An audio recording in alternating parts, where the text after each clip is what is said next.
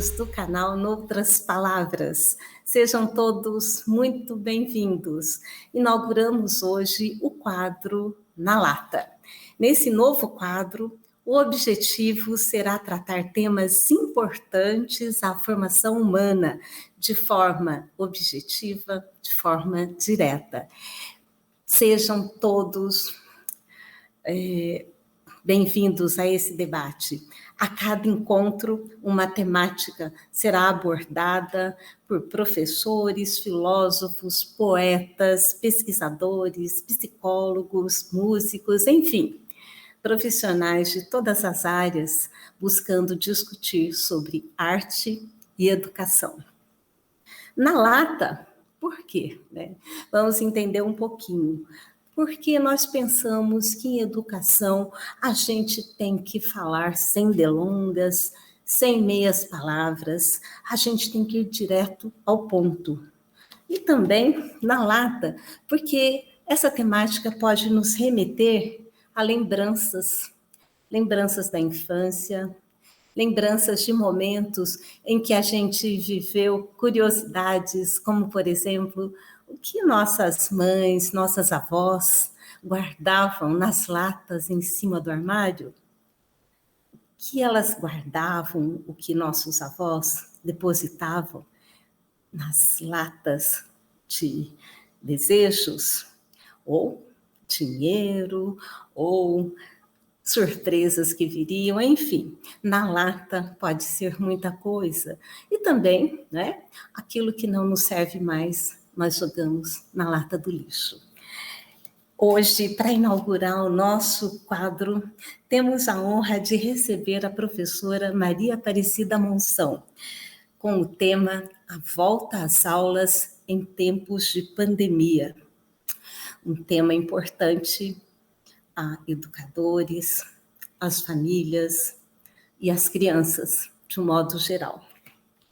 Maria Aparecida Guedes Monção, doutora em Educação pela Faculdade de Educação da USP, mestre em Educação e Psicologia da Educação pela PUC São Paulo. Cidinha trabalha com formação continuada e assessoria em instituições de educação infantil. Leciona no ensino superior desde 2001. Atualmente é professora da Faculdade de Educação da Universidade Estadual de Campinas, a Unicamp. Cidinha é militante na educação em defesa do direito dos bebês e crianças. Cidinha é pesquisadora do cotidiano vivido nas unidades educacionais na gestão democrática. Em 2021, sua tese de doutorado foi publicada pelas edições Loyola, com o título Gestão na Educação Infantil, Cenários do Cotidiano. Neste mesmo ano, publicou o livro que organizou junto com a professora Luciane Muniz Ribeiro Barbosa, Políticas Públicas de Educação Infantil, Diálogos com o Legado de Fúvia Rosenberg, pela editora Pedro e João. Muito bem. Cidinha, boa tarde. Seja muito bem-vinda ao nosso canal, ao nosso quadro Na Lata. Obrigada, Margarida, pelo convite. É um prazer estar aqui com você. Cidinha, estamos às vésperas de iniciar o ano letivo de forma presencial. Contudo, estamos ainda atravessando a pandemia Covid-19 na sua mais atual cepa, que ainda persiste no Brasil, que ainda persiste nos estados e em todo o mundo, a gente pode dizer, com altos contágios, com UTIs lotadas e numa incerteza que nos toma a todos, uma incerteza que nos deixa sem saber direito como será o amanhã, não é? E pensando que é um assunto importante às famílias, aos educadores, nós vamos direto ao ponto. Na lata, Cidinha, eu te pergunto, é importante a volta às aulas e por quê? Então, vamos lá.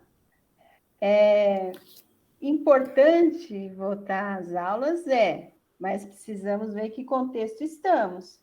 Então, assim, a escola tem um papel muito importante. Então, nós precisamos lembrar disso. Ela tem um papel na socialização das crianças e jovens, né, dos bebês. Tem um papel também na ampliação dos conhecimentos dessas crianças, jovens e bebês. Entretanto, o que a gente está vivendo agora é um momento de crise sanitária, que tem risco à vida. Então, o retorno das crianças, né, nas aulas deveria ser algo pensado junto a uma política maior, que é uma política em defesa da vida, uma política pública diante da crise sanitária, econômica e política que vivemos. Então, é muito difícil dizer, é importante voltar? É importante. Os docentes, as crianças estão sentindo muita falta do contato presencial. Entretanto, a gente tem um problema sério, que é um índice de contaminação alto dessa nova variante, e que isso também não é só contaminação que gera também muito medo, muita ansiedade, isso afeta os docentes, né? Afeta os profissionais da educação, afeta as crianças e suas famílias. Então, é um momento muito delicado. Seria importante uma volta, mas uma volta com um planejamento que derivasse uma política nacional que fosse articulada com a política nacional de enfrentamento da pandemia, o que nós não tivemos no Brasil. Então, é muito complicado a volta nesse exato momento, da forma em que está. Né? Que a gente viu o pico quer dizer, não sei nem se podemos dizer que é o pico, né? Mas que tem um aumento enorme das contaminações, um aumento enorme das internações e um aumento das mortes. É claro que está se evidenciando que a maioria dos casos que são configurados como de morte deriva das pessoas que não tomaram vacina. Mas também essa questão das pessoas que não tomaram vacina é reflexo dessa política que nós tivemos de enfrentamento da pandemia, de uma ausência de uma política séria e de uma predominância de visões de senso comum se contrapondo à visão da ciência.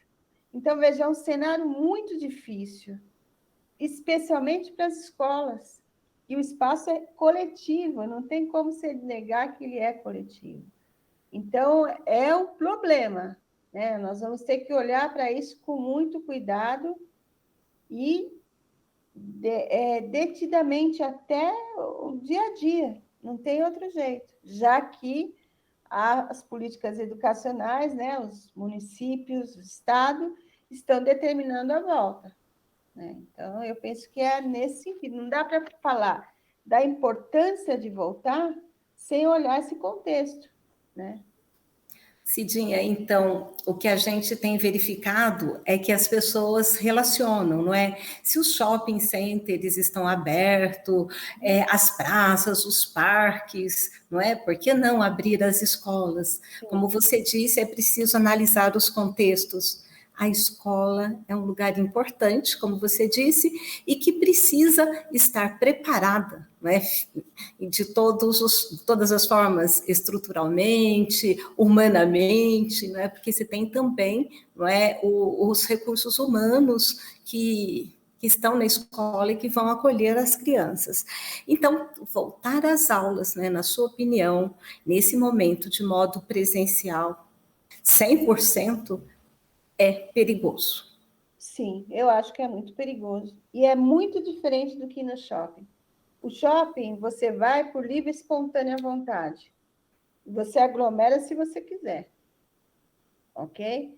Se eu não quiser aglomerar e tiver uma necessidade de ir ao shopping, eu vou escolher o melhor horário, eu vou tomar todos os cuidados para isso. A escola, ela quando abre para funcionamento, ela não pode atender só uns e não atender outros. Então, necessariamente, é uma instituição como os hospitais. Os hospitais dá para atender alguns e não atender outros? Não. As escolas é outro caráter institucional. Não dá para comparar a natureza de um shopping e a natureza das escolas, né? E é um risco, sim.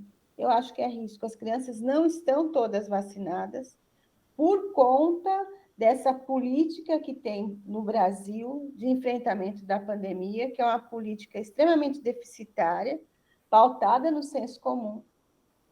A vacinação das crianças já poderia estar bem avançada, não está, né? Começou agora há poucos dias, né? Não há uma política de testagem, então o que nós estamos vendo aí é o número de casos, mas não quer dizer que é o número de casos reais, porque há uma subnotificação imensa.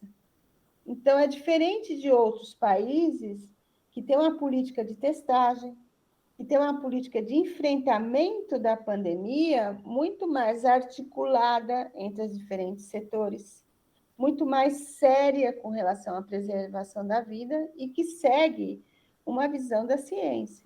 É claro que essa visão negacionista, ela não está presente só no Brasil.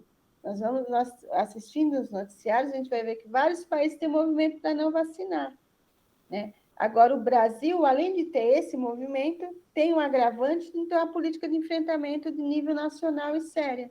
Então, é arriscado, sim. É arriscado para as crianças, que podem contaminar, e há um aumento da contaminação das crianças, né?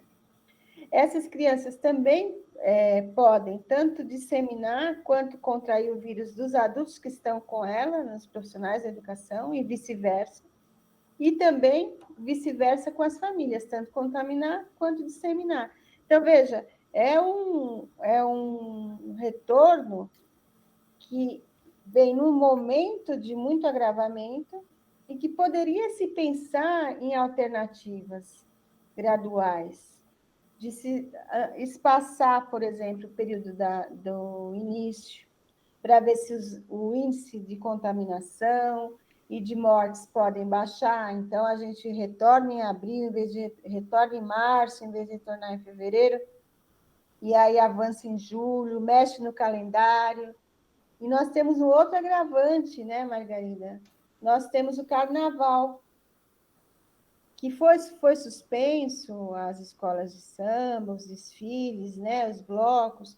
No entanto, a gente sabe que é um país que tem a tradição do carnaval e que dificilmente não vão ocorrer festas clandestinas, então que há uma outra fonte de disseminação. Isso final de fevereiro, né?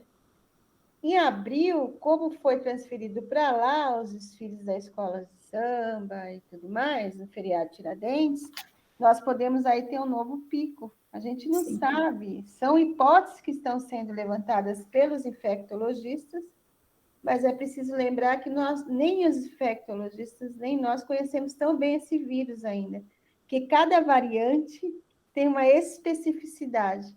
Essa que está agora, a Ômicron, a rapidez com que ela se dissemina é muito maior do que foi a Delta. Sim. Ô Cidinha, e você traz um dado importante, né? O negacionismo à ciência, ao uso das vacinas, né? A seriedade de tratar a vida, essas questões não têm se constituído como política pública a nível nacional. E isso reflete, não é, de todas as formas nos níveis micro, né, macro e micro, e a gente percebe que as pessoas começam a tratar a doença como se fosse, de fato, uma gripezinha, que a gente sabe que não é, que a gente não conhece, né, como você disse, as consequências dessa variante, né, e a gente também não sabe se outras variantes virão. Sim. Então, nós precisamos, de fato, repensar essa volta às aulas 100% presencial e repensar, né, de outras maneiras, possibilidades de fazer o retorno, porque a volta às aulas é necessária, não é? Mas com os devidos cuidados. E falando em cuidado, Cidinha, Que cuidados devem ser priorizados nesse momento de retomada das atividades presenciais, pensando, né, numa palavra sua, aos gestores, tanto os gestores que regem, né, que dirigem redes de ensino, quanto aos gestores e professores de escola. Sim. E uma palavra sua às famílias e às crianças. Olha, eu acho que o cuidado tem duas dimensões aí.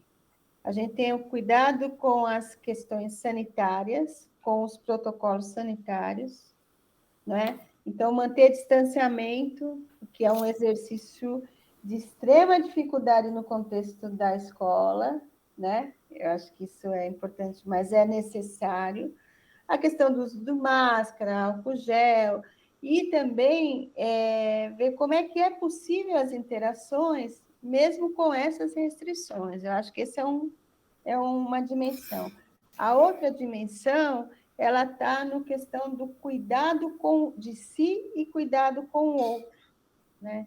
Então, essa ausência de política não foi só de enfrentamento da crise sanitária, é uma ausência de política de acolhimento, porque nós tivemos mais de 600 mil mortes, isso não foi pouca coisa.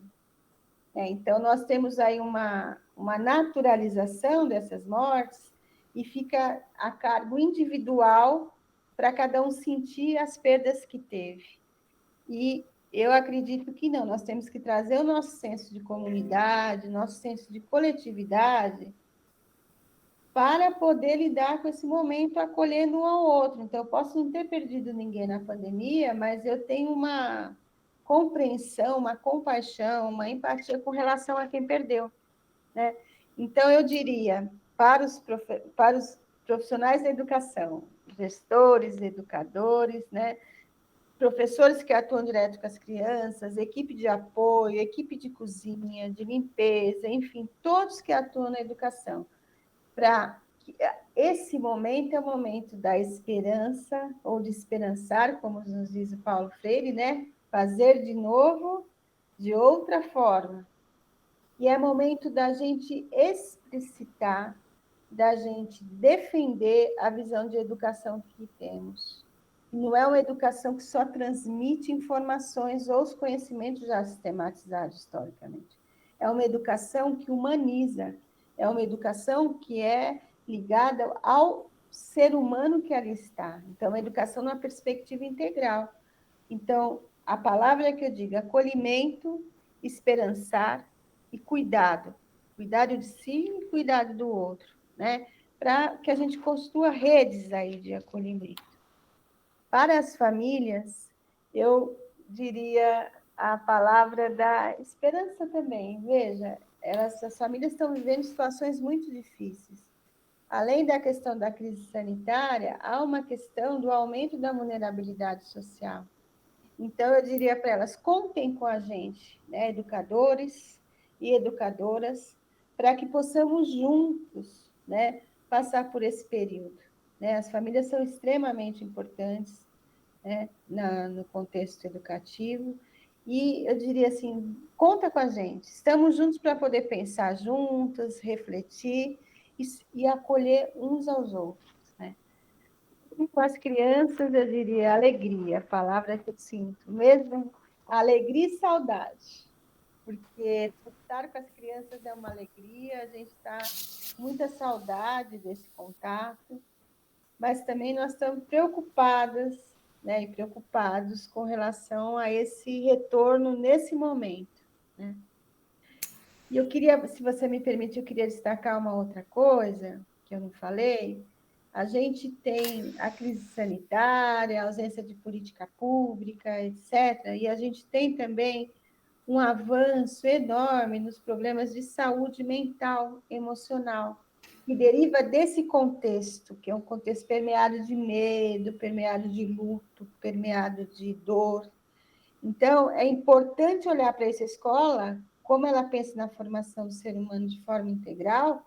A política educacional teria que compreender essa dimensão também, e poder pensar que voltar de uma forma todo, ao mesmo tempo, sem garantir espaços de distanciamento, como é previsto, sem garantir recursos necessários para exercitar os protocolos, porque nós temos grandes redes no país e tem algumas com muitos problemas estruturais, então a gente não pode deixar isso, não pode deixar de relevar isso. Então nós temos que pensar nessa perspectiva de que as pessoas, e aí incluo tanto os profissionais, as famílias, quanto as crianças, estão abaladas emocionalmente. Isso Sim. não é secundário, não. Isso é uma coisa muito forte e muito importante de ser olhada pela política. Né? Cidinha, isso que você acrescenta, né, a sua fala é fundamental, porque o sofrimento, né, que vem sendo vivido desde 2020, né, com desconhecimento da doença, com enfrentamento do luto, né, das inúmeras mortes, né, que o Brasil viveu, que o mundo vive ainda hoje, e o desconhecimento do que virá, quando isso vai acabar, isso tudo traz consequências, né, afetivas, emocionais, psicológicas, enfim, a formação humana é afetada. Sim. E a educação, ela não pode descuidar dessa temática.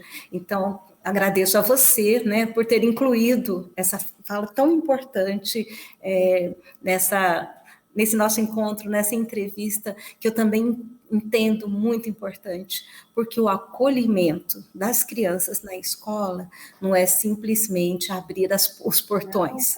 Não é. Não é simplesmente colocá-las dentro da sala de aula e dizer, está tudo normal. Não estamos ainda, né, dentro dessa lógica, mas estamos atravessando um tempo difícil e que daqui a alguns anos a gente vai escrever, a gente vai contar sobre ele, né? Ô Cidinha, e aí, né, eu fico pensando, há alternativas, né? Uma delas poderia ser a educação, continuar, não é, com o envolvimento remoto com as crianças, com alguns momentos presenciais com agrupamentos menores, enfim, com a presença e o contato, mas de uma forma mais regrada e mais cuidadosa, sem deixar de retornar às aulas, porque, como você disse lá no comecinho da sua fala, essa socialização, esse momento das crianças entre si, né, e convivendo com adultos que não são os pais, que são os educadores, é fundamental para a saúde intelectual, para a saúde afetiva e para a saúde social dessa criança. Né? Sim. E acho, Margarida, que tem 2 pontos aí que é importante na tua fala para a gente pensar um pouco juntas. A questão do sofrimento. Né? O sofrimento pode causar experiências de amadurecimento, experiências que podem se tornar experiências significativas para a vida, desde que esse sofrimento tenha espaço de ter a expressão dos sentimentos, das emoções, e que a gente possa ter um compartilhamento disso. Que aí a dor, ela é compartilhada. Só que quando essa dor ela é vivida sem espaços para ser compartilhada e para ser acolhida, ela pode causar um dano muito forte do ponto de vista da vida dessa pessoa, e aí nós vamos falar, inclusive, das crianças, né? Então, isso é uma questão que precisa ser trabalhada. Sim. Que aí o retorno às aulas deveria ser acompanhado de uma reflexão mais profunda de como é que a gente vai trabalhar nas escolas, com as crianças, com os jovens, bebês e também os adultos com os quais eu trabalho, considerando essa dimensão do sofrimento. Não para que a gente tenha uma imersão no sentimento e vire uma coisa que não nos propicia avanço, não. Mas é nesse acolhimento e no que podemos aprender com isso coletivamente para podermos avançar. Então, essa é uma questão que eu queria destacar. A outra é uma questão muito presente, que muito preocupante, que é o trabalho docente. O trabalho docente, nesse contexto da pandemia, apesar de ter uma crítica velada e explícita a respeito que as escolas ficaram fechadas, mas os docentes não pararam. Verdade. Eles não pararam de trabalhar e fizeram todo um trabalho aí muito importante. Quando foi implementado o ensino remoto, tiveram que se apropriar de recursos que não conheciam, ou seja, uma demanda nova de trabalho em casa, porque uma coisa é você sair para trabalhar no seu espaço de trabalho, outra coisa é você trabalhar no seu espaço privado. Isso tem ganhos? Tem, mas também tem muitas dificuldades. Sim. Né?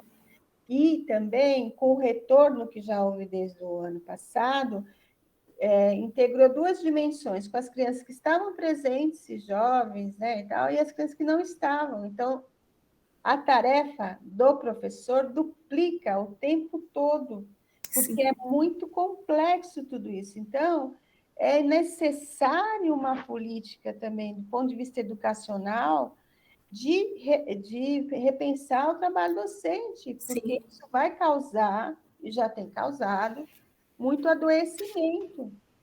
Porque, veja, nossa atuação é extremamente relacional. Então, hoje eu perdi um ente querido, eu não estou bem, estou passando por muita pressão, eu não posso chegar na sala de aula e falar, gente, hoje eu vou ficar quietinha e não vou falar, eu vou me resguardar. Não dá. Eu tenho um papel ali diante das crianças. As crianças têm as suas demandas e eu preciso acolhê-las. Então, o papel docente, e aí eu falo docente, gente, mas eu estendo isso a todos os profissionais da educação. Tanto os docentes que atuam diretamente com as crianças, os docentes que estão na equipe de gestão, que permaneceram nas escolas o tempo todo, e os profissionais de apoio que atuam também. Então, esse grupo de profissionais que atuam na educação precisam de um olhar, de uma política para poder ver as condições de trabalho objetivas que tem hoje, que já eram precárias antes da pandemia. E agora, então, como está? Então, ô Cidinha, você vê que esses elementos, né, que compõem, né, a formação do sujeito, né, que passa pela criança com todas as preocupações, né, com ela no presente e no futuro que ela virá, né, a ter, e com os adultos que convivem com ela hoje, com esses profissionais, com os familiares que foram, né, ao longo desses 2 anos adoecendo e que estão ainda nesse processo de adoecimento porque a gente não conseguiu, não é, viver esse tempo fazendo a compreensão dele, fazendo uma análise crítica. E eu acho que para completar esse quadro que você traz, temos também, não é, a situação político-econômica das famílias, da quantidade de pessoas que, além de perder, né, entes queridos, perderam também emprego, moradia. Ou seja, estamos atravessando, de fato, não é, uma crise muito além da sanitária. Sim. E aí nós temos as famílias que perderam seus empregos, né, que entra, o nível de desigualdade social aumentou, né? Sim. E nós temos também, eu volto a reforçar, os profissionais da educação que também perderam os seus reajustes salariais, que estão com seus salários congelados, e diante de um país com inflação alta, que também estão lidando com uma precarização das suas vidas. Então, veja, tanto os trabalhadores da educação quanto os trabalhadores de forma geral, e aí eu incluo os trabalhadores da educação na categoria dos trabalhadores, né, do Brasil, estão vivendo uma situação muito difícil para a sobrevivência. E isso tem que ser considerado, gente. Não pode passar como assim, vamos voltar às aulas como se a gente não tivesse... Nada tivesse acontecido. Nada tivesse acontecido. Não, isso não é possível. Sim. Não é possível. Ô Cidinha, então, a gente, não é, indo já para a conclusão dessa nossa importante conversa, desse nosso importante encontro, não é? é a gente reforçar a ideia de que é preciso repensar as políticas públicas de educação, as políticas públicas de formação de professores, não é? Porque estamos falando de um contexto de educação e também a gente considerar esses vários contextos que interferem diretamente na volta às aulas, Claro, não é? E aí a gente pensar, né, na esperança, como você bem lembrou, né, do nosso grande Paulo Freire, que em momentos de crise, né, dizia: a gente precisa se unir, a gente precisa pensar junto, a gente precisa erguer a cabeça e fazer o enfrentamento, não é? E pensando nisso, Cidinha, e pensando no quadro Na Lata, o que você gostaria e que você pensa assim de imediato em colocar na lata do passado? Do passado? Ai, eu gostaria de colocar na lata do passado toda a negligência que houve com a vida humana nesse período da pandemia. Toda a negligência mesmo, todo o negacionismo. Eu gostaria de colocar isso na lata do passado, como se a gente não tivesse que passar mais por essas situações. Esse é o meu desejo. Perfeito. E na lata do presente? Do presente é a esperança, é o esperançar, poder viver em comunidade, sabe? No coletivo, na troca com o outro, buscando maior justiça social e equidade. É isso que eu quero colocar no presente. E na lata do futuro? Na lata do futuro é poder ver mais tarde que a gente conseguiu superar, a partir de todos esses desafios, e garantir um acolhimento muito bom para as crianças. E sentir que a gente, ao longo de um tempo, consegue ajudar, né, auxiliar as crianças, os profissionais, né, as famílias, a superarem as dores que foram vividas aqui nesse período. Né? É isso, Cidinha, que no futuro a gente possa fazer uma leitura desse passado, Sim. não é? Uma interpretação desse presente, que será passado, né? Lá no futuro, Sim. E que a gente possa viver dias melhores e de uma forma mais humanamente, humanamente amorosa. Sim. Né? Que a esperança seja a nossa bandeira. E para terminar, o que você colocaria na lata do lixo? Eu colocaria na lata do lixo essa política que nós temos aqui no Brasil de enfrentamento à pandemia. Eu colocaria na lata do lixo, sem dúvida nenhuma. É isso, o negacionismo que você pôs no passado, a gente joga hoje na lata do lixo. Jogo no negacionismo, a falta de empatia, uma política que foi uma política pautada no senso comum. Nossa, eu colocaria tudo isso no lixo. Ô Cidinha, eu quero, em nome do canal Noutras Palavras, agradecer a sua presença maravilhosa aqui conosco, embora o tema seja um tema difícil, um tema dolorido, né, e doloroso de tratar, mas é um tema importante, porque nós precisamos discutir educação. Sim. Não podemos tratá-la como no passado, né, como uma educação bancária, uma educação que acontecia só lá dentro dos muros escolares, Sim. A educação para além da escola, Sim. Não é? E aproveito para convidar os nossos os participantes do canal, aquelas pessoas que nos acompanham, né, para o próximo encontro nosso, onde trataremos da saúde nesse tempo de pandemia.